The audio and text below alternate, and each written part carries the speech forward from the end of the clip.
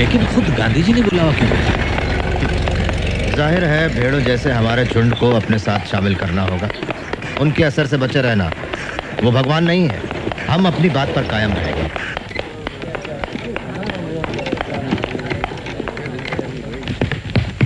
नमस्ते। नमस्ते। बापूजी छत पर हैं। नमस्ते। आइए। नमस्ते। कहाँ तक सीखा चरखा चलाना मेरा बहन?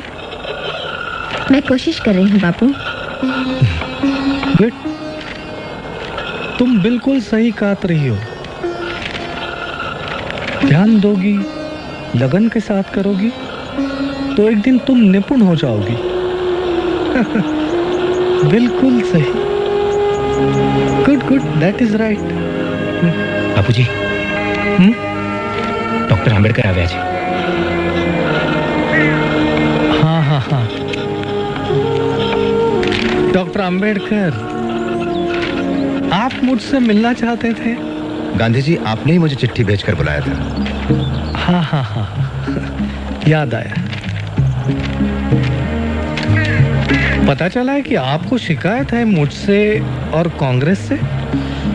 मैं आपको बता दूं, अछूतों की समस्या को लेकर मैं चिंतित रहा हूं मेरे बचपन से। तब आप पैदा भी नहीं हुए थे डॉक्टर अंबेडकर। मेरे प्रयासों से ये बात कांग्रेस के मंच पर भी उठाई गई। और यही नहीं, हमने 20 लाख रुपए भी दिए हैं अछूतों के जीवन सुधार के लिए। आश्चर्य की बात है कि आप जैसा व्यक्ति कैसे विरोध कर सकता है मेरा और कांग्रेस का। असल में कांग्रेस ने इस समस्या को समझने का सिर्फ दिखावा किया है, दांभिकता भरे झूठे और खोखले आश्वासन देकर। आपने कहा कि कांग्रेस ने 20 लाख खर्च किए। मैं कहता हूं कि व्यर्थ खर्च की। अगर कांग्रेस अपना दायित्व समझती है तो कांग्रेस का सदस्य बनने की शर्त होनी चाहिए छुआछूत ना मानना, ना कि खादी पहनना। आप कहते हैं कि ब्रिटिशों के मन में हमारे लिए कोई बदलाव नहीं आया। मैं ये पूछता हूं कि हिंदुओं के मन में भी कहां बदलाव आया है हमारे लिए? जब तक वो अड़ियल बने रहेंगे तब तक हम विश्वास नहीं करेंगे हिंदुओं पर, कांग्रेस पर या किसी महात्मा पर। इतिहास साक्षी है कि महात्मा हवा के झोंके जैसे होते हैं, जो धूल तो उड़ाते हैं लेकिन ठोस कुछ नहीं करते।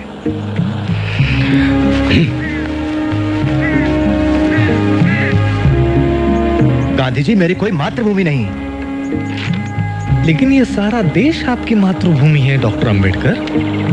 और जहां तक राउंड टेबल कॉन्फ्रेंस के बारे में मैंने पढ़ा, उससे यह साबित होता है कि आप एक सच्चे और निष्ठावान देशभक्त हो। इसे मैं अपनी मातृभूमि कैसे कह सकता हूं जहां कुत्ते बिल्लियों जैसा सलूक होता है हमारे साथ? हम लोगों के साथ जो बर्ताव होता है वो इतना असहनीय है कि अगर हम कभी निष्ठावान ना रह पाए तो दोष इस मिट्टी का होगा, ना कि हमारा। कांग्रेसियों ने हमारे आंदोलन का विरोध किया, देशद्रोही कहा, और आप मुझे देशभक्त कह रहे हैं। मेरा मानना है कि मैं अपने लोगों के बुनियादी हकों की रक्षा के लिए लड़ रहा हूं, इस भूमि को बिना कोई नुकसान पहुंचाए। आप मुझे देशद्रोही कहें या देशभक्त, मुझे इसकी कतई परवाह नहीं। तो आपकी हमसे क्या अपेक्षा है डॉक्टर? आपने मुसलमानों और सिखों को राजनीतिक अधिकार देने की बात मान ली, जो कि राजनीतिक और आर्थिक रूप से अछूतों से ज्यादा आत्मनिर्भर है। गोलमेज परिषद ने अछूतों के लिए इसी तरह के राजनीतिक अधिकारों की सिफारिश की है। आपका क्या विचार है? मैं राजनीतिक आधार पर हिंदुओं और अछूतों में बंटवारे के खिलाफ हूँ। यह सरासर आत्मघाती निर्णय होगा। आपके स्पष्ट मत के लिए आभारी हूं। हमें पता चल गया कि इस संघर्ष में हम लोग कहां खड़े हैं। अब मैं इजाजत चाहूंगा गांधी जी।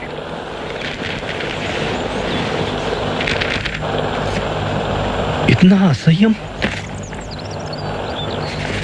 महादेव भाई। जी बापू। उन्होंने ऐसा क्यों कहा कि उनकी कोई मातृभूमि नहीं? शायद महार होने के नाते ऐसा सोचते हो। डॉक्टर अंबेडकर क्या महार हैं? सारी दुनिया जानती है बापू। सारी दुनिया जानती होगी पर मैं नहीं। मुझे किसी ने क्यों नहीं बताया उनके बारे में?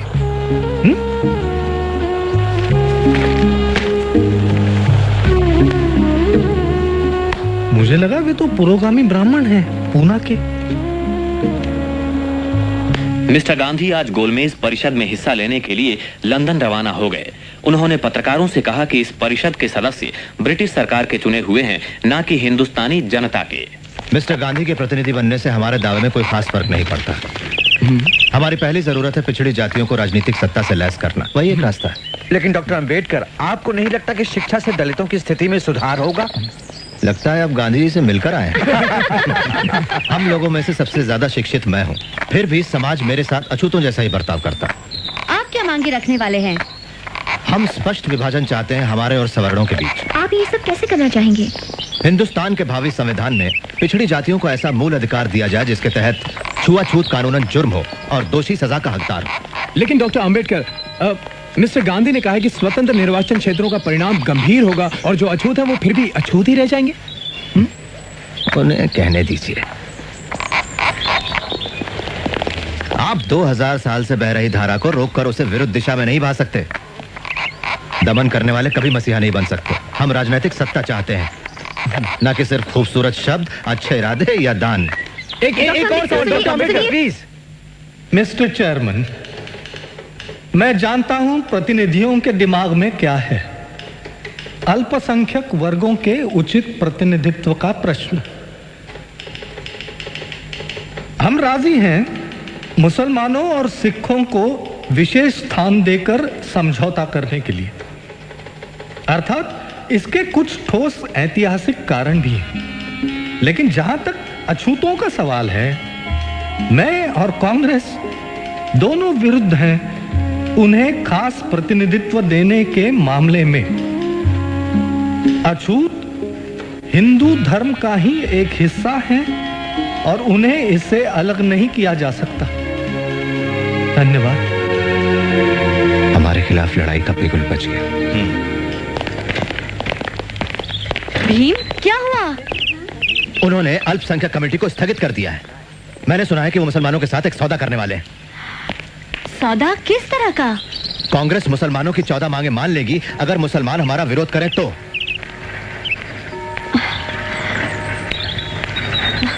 मेरी कुछ समझ में नहीं आता। तुम्हें जरूर कोई गलतफहमी हुई है। वो इतने बड़े संत माने जाते हैं, वो तुम्हारे साथ नाइंसाफी नहीं करेंगे। संत? वो एक मंझे हुए राजनेता है फैनी। कोई रास्ता नहीं बचता तो मिस्टर गांधी फिर षड्यंत्र करते हैं।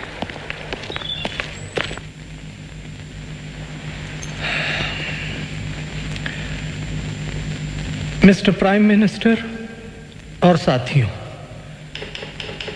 मुझे बड़े दुख के साथ ये घोषणा करनी पड़ रही है कि हम सांप्रदायिकता के प्रश्न पर आपसी बातचीत के द्वारा किसी निर्णय पर पहुंचने में असफल रहे हैं। ये असफलता कमेटी के गठन में ही छिपी थी, जिसके सदस्य सरकार के प्रतिनिधि तो हैं, मगर जनता के प्रतिनिधि नहीं हैं।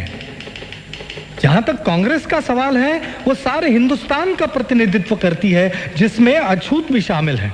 और मिस्टर चेयरमैन सर, मुझे इस बात में जरा सा भी शक नहीं है कि अपने समुदाय का पूरी तरह से प्रतिनिधित्व मैं करता हूं, पर महात्मा जी का दावा है कि कांग्रेस मुझसे ज्यादा अछूतों का प्रतिनिधित्व करती है। मैं इतना ही कहूंगा कि ये उन तमाम झूठे बयानों में से एक है जो गैर जिम्मेदार लोग अक्सर देते रहते हैं।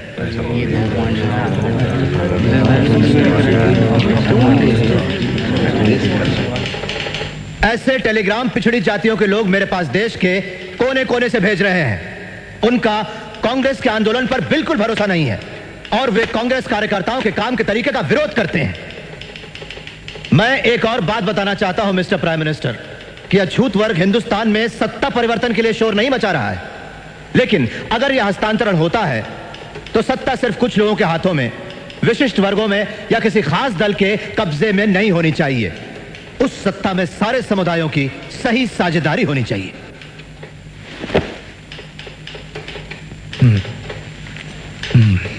मुझे पूरा विश्वास है कि छुआछूत अब बिल्कुल खत्म होने वाली है और स्वतंत्र निर्वाचन क्षेत्र देने से यह कलंक बना रहेगा। मैं हिंदुस्तान के एक कोने से दूसरे कोने तक जाकर यह समझाना चाहूंगा अछूतों को कि छुआछूत हटाने का यह तरीका नहीं है। मेरे लिए तो छुआछूत जिंदा रहने से बेहतर है हिंदू धर्म की मौत। मैं बड़ी इज्जत करता हूं डॉक्टर अंबेडकर की,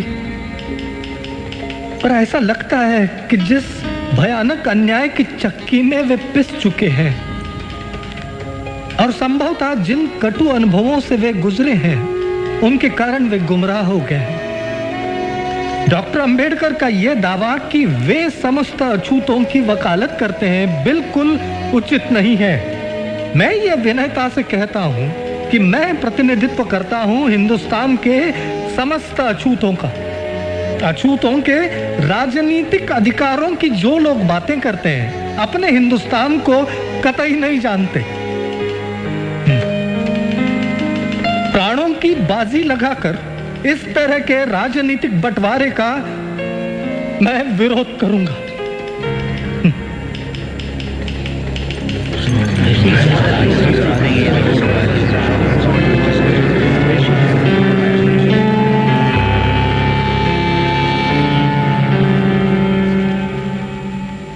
ये सरकार जातियों के आपसी मतभेदों को संविधान बनाने के काम में रुकावट नहीं डालने देगी। इसलिए जातियों के आपसी मतभेदों को आप कभी भी ज्यादा अहमियत ना दें। आप लोग, आप में से हर एक, इस कमेटी का हर एक सदस्य जातिगत सवाल को हल करने के लिए अपने हाथों दरखास्त लिखकर क्या मुझे भेजेगा और क्या मेरे फैसले को मानेगा। Thank you.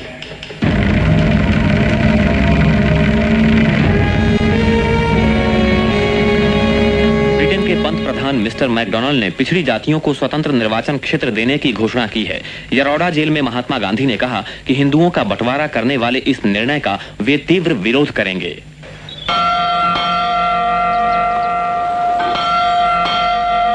इसलिए हमने यह हमारा दायित्व समझा कि अल्पसंख्यकों के अधिकारों की रक्षा करने के लिए उन्हें उचित अनुपात में विधानमंडल का प्रतिनिधित्व दिया जाए। अतः मेरा विचार है मिस्टर गांधी कि आपको मेरा उत्तर यही होना चाहिए कि सरकार का निर्णय अचल है, और गंभीरता से स्वयं अपने आप से यह प्रश्न करें कि आपने जो कदम उठाने का विचार किया है, क्या वो वास्तव में उचित है। आपका परम शुभचिंतक रैमसे मैकडोनाल्ड। इस वीडियो को अंतिम तक देखने के लिए या चैनल पेज को लाइक करें, शेयर करें, कमेंट करें और सब्सक्राइब जरूर करें।